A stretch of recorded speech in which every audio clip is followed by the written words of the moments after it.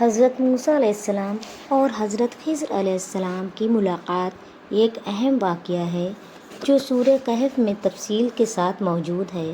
یہ واقعہ اور اس کا پس منظر حضرت ابن کعب کی حدیث میں ملتا ہے، جس کو امام بخاری رحمۃ اللہ علیہ نقل کیا ہے۔ ایک مرتبہ بنی اسرائیل کے کسی شخص نے حضرت موسیٰ علیہ السلام سے پوچھا کہ زمین میں اس وقت سب سے زیادہ باعلم شخص کون ہے؟ حضرت موسیٰ علیہ السلام نے کہا کہ میں سب سے بڑا عالم ہوں۔ اللہ تعالیٰ کو یہ جواب پسند نہ آیا۔ حضرت موسیٰ علیہ السلام کو یہ کہنا چاہیے تھا کہ اللہ تعالیٰ جانتا ہے۔ اسی بات پر اللہ نے حضرت موسیٰ علیہ السلام کو تربیت دینا چاہی، جیسا کہ اللہ تعالیٰ اپنے برگزیدہ بندوں کے ساتھ کیا کرتا ہے۔ اللہ تعالیٰ نے حضرت موسیٰ علیہ السلام سے کہا کہ ایک آدمی ہے جو آپ سے بھی زیادہ عالم ہے۔ میرا وہ بندہ آپ کو اس جگہ ملے گا جہاں دو سمندر ملتے ہیں۔ حضرت موسیٰ علیہ السلام کو بہت شوق ہوا کہ اللہ تعالیٰ کے اس بندے سے کچھ علم سیکھیں۔ حضرت موسیٰ علیہ السلام نے اللہ سے درخواست کی کہ اس بندے سے ملنے کے لیے مزید معلومات دی جائے، اور وہ بندے حضرت خضر علیہ السلام تھے۔ اللہ تعالیٰ نے حضرت موسیٰ علیہ السلام سے کہا کہ ایک توشہ دان میں مچھلی رکھ لو اور دونوں سمندروں کے ملنے کی جگہ کی طرف چل پڑو۔ جہاں تمہاری رکھی ہوئی مچھلی غائب ہو جائے گی وہیں رک جانا۔ آپ سے زیادہ عالم و فاضل شخص آپ کو وہیں ملیں گے۔ حضرت موسیٰ علیہ السلام نے اپنے ایک غلام کی ہمراہ سفر شروع کر دیا، جس کا نام یوشع بن نون تھا۔ اس غلام کا نام یوشع بن نون تھا۔ جب وہ دونوں ایک چٹان کے پاس پہنچے، دونوں آرام کے لیے لیٹ گئے۔ مچھلی توشہ دان سے باہر نکل کر سمندر میں داخل ہو گئی۔ جس راستے سے مچھلی گئی وہاں ایک سرنگ کی طرح راستہ بن گیا۔ حضرت موسیٰ علیہ السلام کے غلام نے یہ سب کچھ دیکھا، لیکن حضرت موسیٰ علیہ السلام کو بتانا بھول گیا کہ کس طرح مچھلی نکل کر بھاگی تھی۔ دونوں پھر دوبارہ چلنے لگے۔ ایک دن اور رات چلتے رہے۔ تھکان کے بعد حضرت موسیٰ علیہ السلام نے ساتھی سے کہا، مچھلی لاؤ، کھانا کھائیں، کیونکہ دونوں بھوک سے بے تاب تھے۔ ساتھی نے کہا، میں نے تو آپ کو بتانا بھول ہی گیا کہ مچھلی توشہ دان سے اس وقت نکل کر بھاگ گئی تھی جب ہم چٹان کے پاس آرام کر رہے تھے۔ حضرت موسیٰ علیہ السلام نے کہا، وہیں جگہ تو ہماری منزل تھی جس کو ہم تلاش کر رہے تھے۔ بس وہ وہاں سے لوٹ پڑے اور واپس اس چٹان تک آئے۔ وہیں ان کو حضرت خضر علیہ السلام دکھائی دیے۔ حضرت موسیٰ علیہ السلام نے انہیں سلام کیا۔ انہوں نے پوچھا، کیا تم موسیٰ ہو؟ بنی اسرائیل آپ کی قوم ہے؟ حضرت موسیٰ علیہ السلام نے کہا، ہاں، میں اس لیے آیا ہوں کہ آپ سے کچھ علم حاصل کروں۔ حضرت موسیٰ علیہ السلام اور حضرت خضر علیہ السلام کے درمیان دیر تک گفتگو ہوتی رہی۔ اس حدیث میں ان دونوں کا پورا مکالمہ موجود ہے۔ یہی واقعہ سورہ کہف میں بیان کیا گیا ہے۔ جب دونوں وہاں سے آگے بڑھے تو موسیٰ علیہ السلام نے اپنے غلام سے کہا کہ لا ہمارا کھانا دے، یقیناً ہمیں اس سفر میں سخت تکلیف اٹھانی پڑی ہے۔ اس نے جواب دیا، آپ نے دیکھا نہیں، جب ہم چٹان کے پاس آرام کر رہے تھے اس وقت مچھلی بھول گیا، اور دراصل شیطان نے ہی مجھے بھلا دیا کہ میں آپ سے اس کا ذکر کروں۔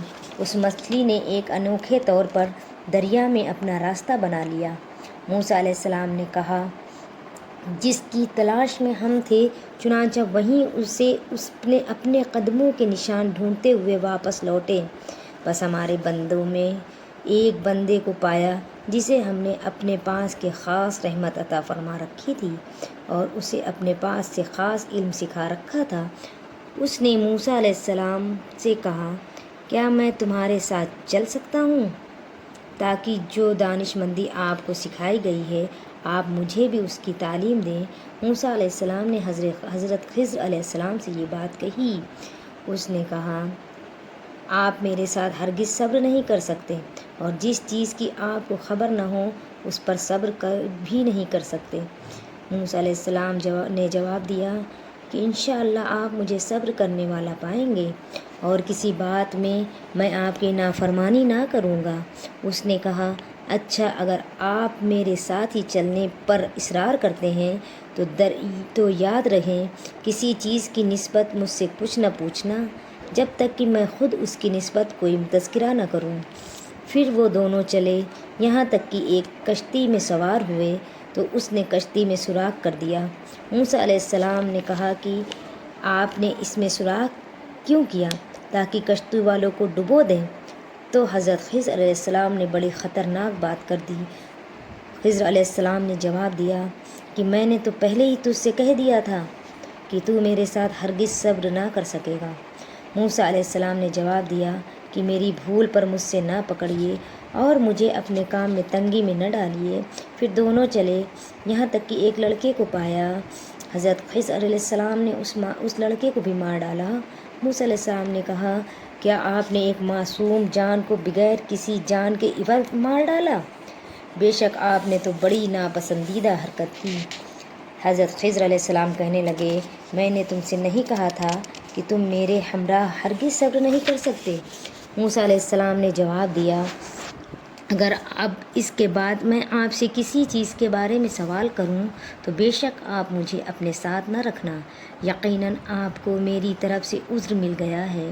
پھر دونوں چلے گئے، ایک گاؤں والوں کے پاس آ کر ان سے کھانا طلب کیا تو انہوں نے ان کی مہمانداری سے صاف انکار کر دیا۔ دونوں نے وہاں ایک دیوار پائی جو گرنا ہی چاہتی تھی۔ اس نے اسے ٹھیک کیا۔ حضرت خضر علیہ السلام نے اس دیوار کو ٹھیک کر دیا۔ موسیٰ علیہ السلام کہنے لگے اگر آپ چاہتے تو اس پر اجرت لے لیتے۔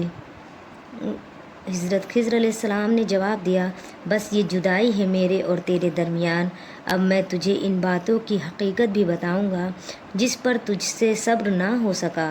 کشتی تو چند مسکینوں کی تھی جو دریا میں کام کاج کرتے تھے۔ میں نے اس میں کچھ توڑ پھوڑ کرنے کا ارادہ کر لیا کیونکہ ان کے آگے ایک بادشاہ تھا جو ہر ایک صحیح سالم کشتی کو جبراً ضبط کر لیتا تھا، اور اس لڑکے کی ماں باپ ایمان والے تھے۔ ہمیں خوف ہوا کہ کہیں یہ انہیں اپنی سرکشی اور کفر سے عاجز و پریشان نہ کر دے، اس لیے میں نے اس لڑکے کو قتل کر دیا۔ اس لیے ہم نے چاہا کہ انہیں ان کا پروردگار اس کے بدلے اس سے بہتر پاکیزگی والا اور اس سے زیادہ محبت اور پیار کرنے والا بچہ عنایت فرمائے۔ دیوار کا قصہ یہ ہے کہ اس شہر میں 2 یتیم بچے ہیں جن کا خزانہ اس دیوار کے نیچے دفن ہے۔ ان کا باپ بڑا نیک شخص تھا۔ تیرے رب نے چاہا کہ یہ دونوں یتیم اپنی جوانی کی عمر میں آ کر اپنا یہ خزانہ نکال لیں۔ یہ تیرے رب کی طرف سے مہربانی تھی، میں نے اپنی رائے سے کوئی کام نہیں کیا۔ یہ ہے اصل راہ ان واقعات کی جن پر آپ سے صبر نہ ہو سکا۔ حضرت موسیٰ علیہ السلام اور حضرت خضر علیہ السلام کے اس واقعے سے مندرجہ ذیل سبق ملتا ہے اپنے آپ پر فخر کرنا غلط ہے، خواہ کیسی بھی خوبی کیوں نہ ہو۔ اللہ تعالیٰ نے اپنے برگزیدہ بندوں پر کبھی ناراض نہیں ہوتا اور ان کی لغزشوں کو معاف کر دیتا ہے، بلکہ ان کی تربیت کے مناسب حالات پیدا کر دیتا ہے۔ حضرت موسیٰ علیہ السلام کو بے پناہ علم ہونے کے باوجود بھی علم کے حصول کے لیے حضرت خضر علیہ السلام سے ملنے کا شوق تھا۔ بس مزید علم حاصل کرنے کی کوشش میں لگے رہنا یہ نبیوں کی سنت ہے۔ علم کے حصول کے لیے بہت زیادہ محنت اور صبر کی ضرورت ہوتی ہے۔